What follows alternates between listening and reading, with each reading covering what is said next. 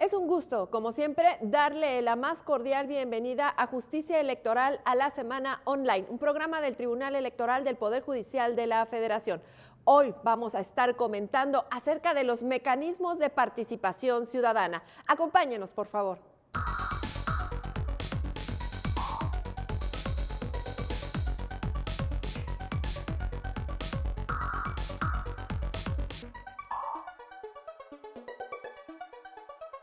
Y damos la más cordial bienvenida a nuestro invitado para este programa de mecanismos de participación ciudadana. Es el doctor Flavio Galván Rivera, a quien me da mucho gusto saludar, ex magistrado de la Sala Superior del Tribunal Electoral del Poder Judicial de la Federación. Doctor, vamos a platicar de los mecanismos de participación ciudadana y habría que plantear primero la diferencia que hay entre la democracia participativa, la democracia directa, la democracia representativa. Por favor, doctor.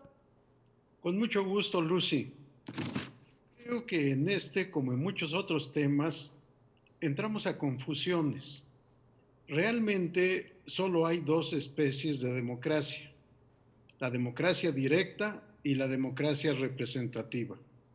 En la democracia directa son los ciudadanos y las ciudadanas quienes, reunidos en asamblea, toman determinaciones de gobierno. Es decir, es el pueblo el que gobierna directamente por conducto de la ciudadanía que, reuniendo los requisitos constitucionales y legales, están en ejercicio del derecho a votar y tomar decisiones. Esto actualmente no es posible dada la población tan amplia que existe en todo estado, en toda organización jurídica y política de los seres humanos. Por tanto, lo que se ha instituido desde hace mucho tiempo es la democracia representativa.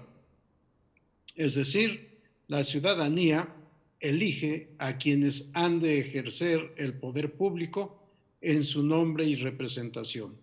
Y como lo establece nuestra Constitución en el artículo 39, el poder es del pueblo, se ejerce a nombre y en representación del pueblo y debe ser siempre en beneficio del pueblo.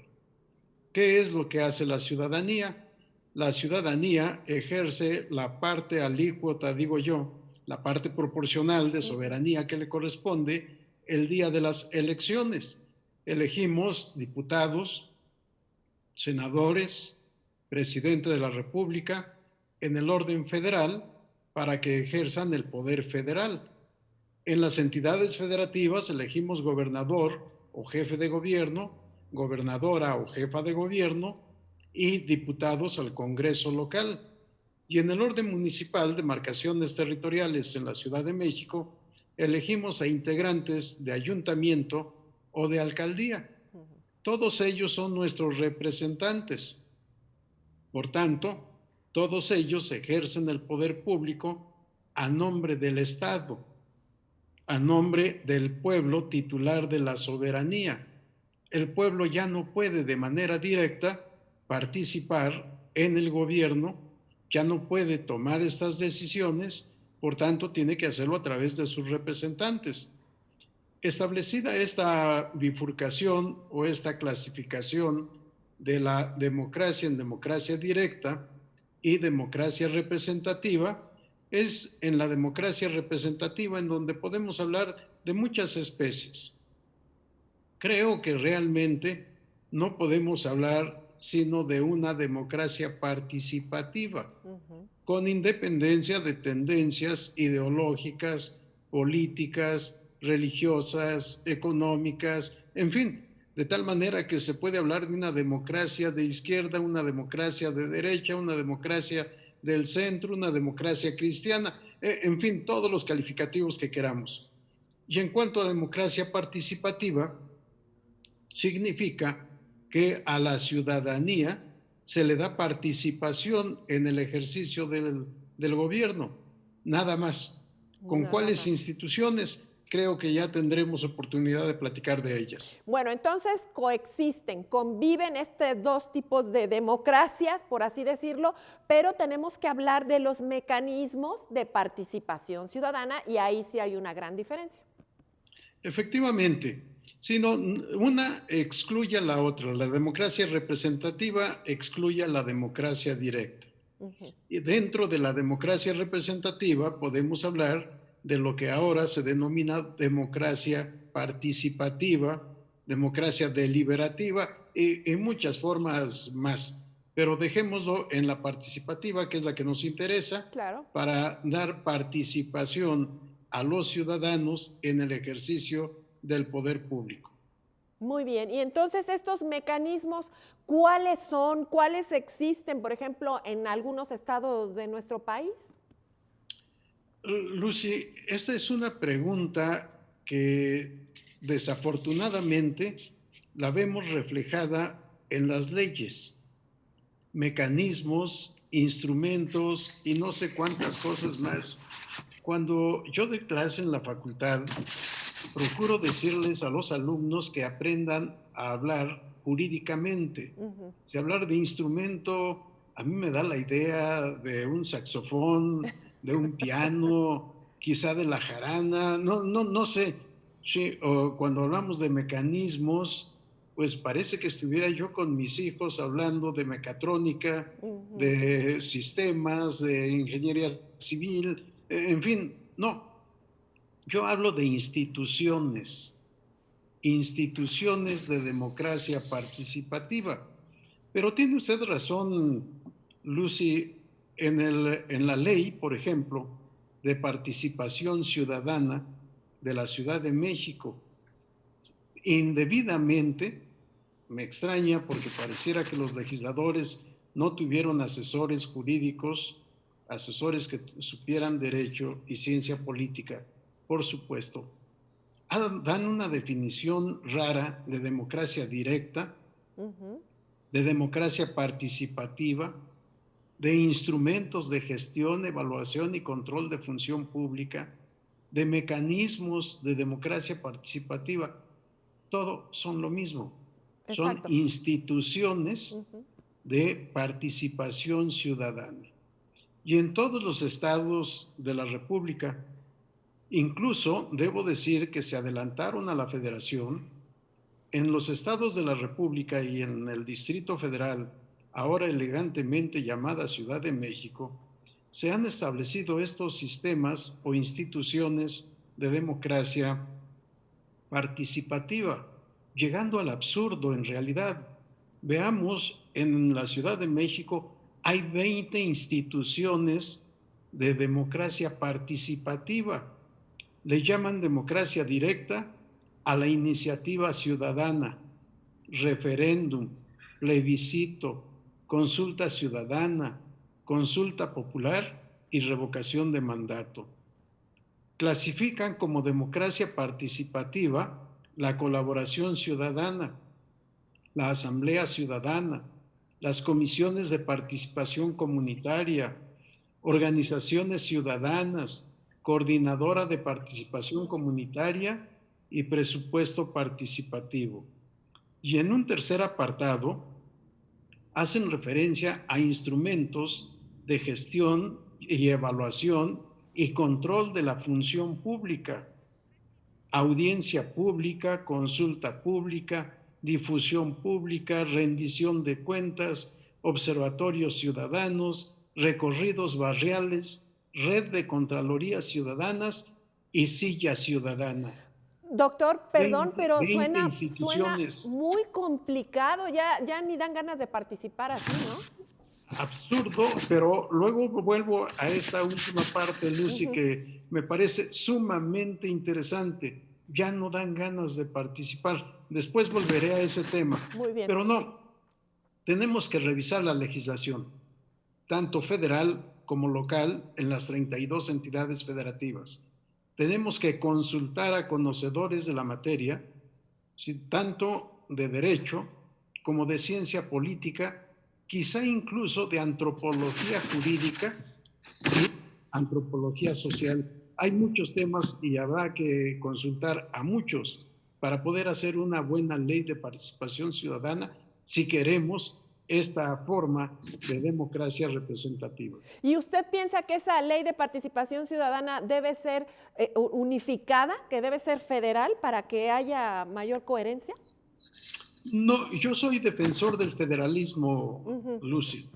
Para mí son inconstitucionales las leyes generales, muy bien. que es una nueva forma de legislar para vincular a la federación, a los estados y a los municipios, Ujú, y evidentemente a la Ciudad de México. No, para mí debe haber leyes federales y leyes locales. Y por supuesto, sí debe haber una armonía, claro, pero la armonía viene del conocimiento de la materia, no de la imposición del legislador. muy bien. Sí, debemos revisar la legislación para simplificar si queremos esta participación. Yo no estoy de acuerdo con eso. Muy bien. Entonces, que cada estado tenga su forma de darle esa oportunidad de participar, pero a lo mejor de manera más simplificada, clara y sencilla. Esto me lleva a la historia o a mucho de parte de la historia, Lucy. Si queremos la participación ciudadana, con dos instituciones tenemos más que suficiente. Ujú, Desde el derecho romano, allá cerca del año 500 de nuestra era, la plebe se dividía la población de Roma en dos grupos principalmente, los patricios y los plebeyos. Los plebeyos, a los que se conoce como plebe, los plebeyos tenían representantes también, y los plebeyos establecían leyes que solo eran aplicables a los plebeyos, pero que con la evolución del sistema de gobierno y la organización social de Roma llegaron a constituirse en leyes aplicables a todos los romanos. Y eso es lo que se denomina plebiscito. El plebiscito era una auténtica ley establecida directamente por la plebe y que obligaba con el transcurso del tiempo a todos los romanos. Y referéndum que se ha utilizado fundamentalmente para decisiones administrativas. ujú. Si estudiáramos y reguláramos estas dos instituciones, serían más que suficientes para poder establecer la participación ciudadana en el ejercicio del poder público.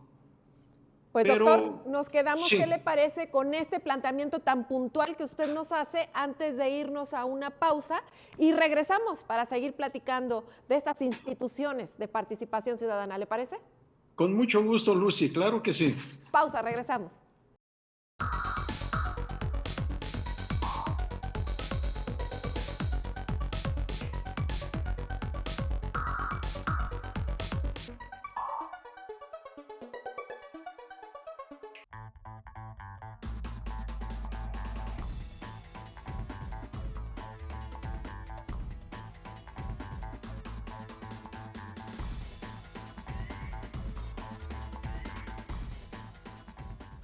Continuamos con el doctor Flavio Galván Rivera hablando de estas instituciones de participación ciudadana. Nos quedamos en el referéndum y en el plebiscito, sí o no y punto. Cuéntenos esta idea y pasamos a otro tema, por favor.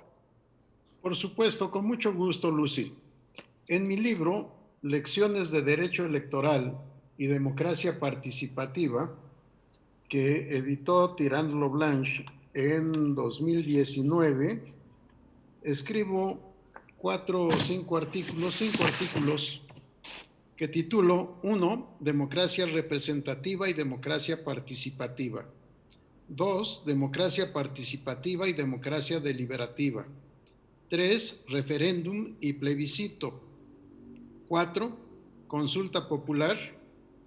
5. Consulta a comunidades indígenas. Este último es otro tema, pero también aparte muy importante. Claro. Si quisiéramos regular con referéndum y plebiscito es suficiente. Para actos legislativos puede ser el referéndum. Para actos administrativos, es decir, relativos al Poder Ejecutivo, el plebiscito. Uh -huh. O al revés, el plebiscito para el legislativo y el referéndum para el administrativo. Esto depende de la ley de cada lugar y los antecedentes históricos que se tomen en cuenta. Yo no participo de la idea de molestar al ciudadano. En una democracia participativa, participamos cuando elegimos. Ya elegimos a nuestros representantes. El representante es el que tiene que gobernar. Esta idea no es nueva, lleva muchísimos años. En uno de los artículos que acabo de mencionar, publicados en mi libro, cito a Juan Jacobo Rousseau, autor de El Contrato Social, que se publicó en 1762. Fíjense, 1762. En el capítulo titulado de la democracia, nos dice Juan Jacobo Rousseau, no es concebible que el pueblo permanezca incesantemente reunido para ocuparse de los negocios públicos. Y yo agrego, precisamente para gobernar se elige a los representantes del pueblo. Así es. Sí, ¿por qué estar molestando 20 instituciones absurdas para molestar al ciudadano? Entonces, ¿para qué elegimos a los gobernantes? Una de estas instituciones que denominan presupuesto ciudadano. Sí, ¿por qué le vamos a preguntar al ciudadano en qué queremos gastar determinada partida del presupuesto? ¿Qué no es el gobierno el que debe elaborar a partir de objetivos el presupuesto del año siguiente y debe ejercer el presupuesto conforme a derecho? ¿Para qué hablar de órganos de Contraloría Ciudadana? Todo esto es populismo, es corrupción. Si el gobernante cumple puntualmente su deber, si el gobernante ejerce el presupuesto tal como fue autorizado por el legislativo, no tenemos que preguntarle al ciudadano en qué quieres que gaste yo el dinero. Claro, eso tendría que ser así, ¿no? Tendría que ser así.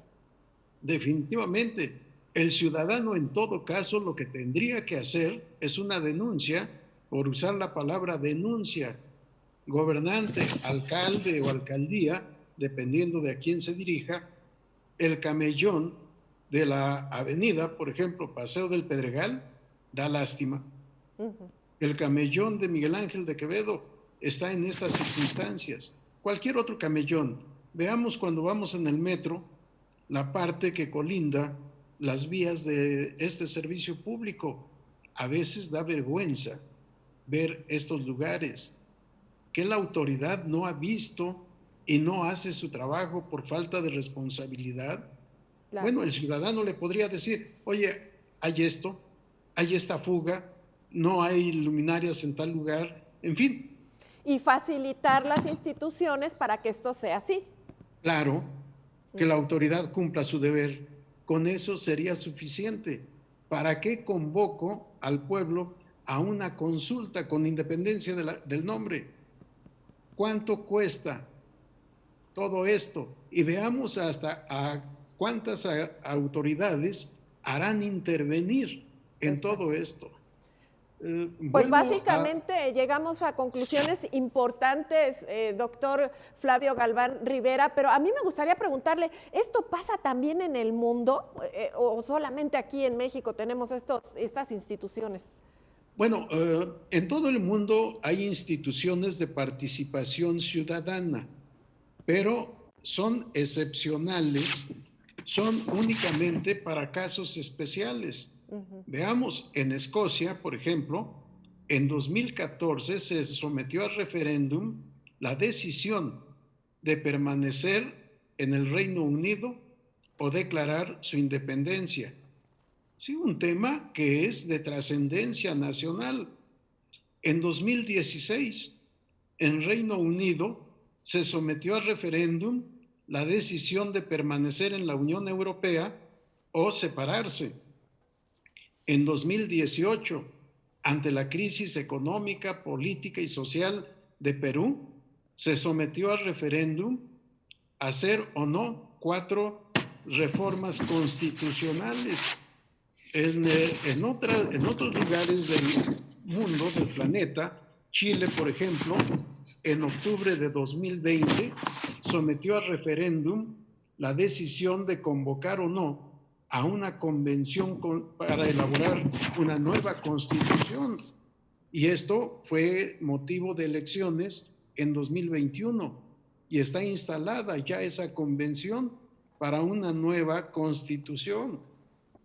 Veamos la envergadura Claro, de de los temas. los temas tan potentes. Claro, por supuesto, pero preguntarle a la sociedad, oye, ¿y qué te parece el programa de abrir una zanja en la calle Casas Alemán de Santa Ana, Tlacotenco, alcaldía de Milpa Alta?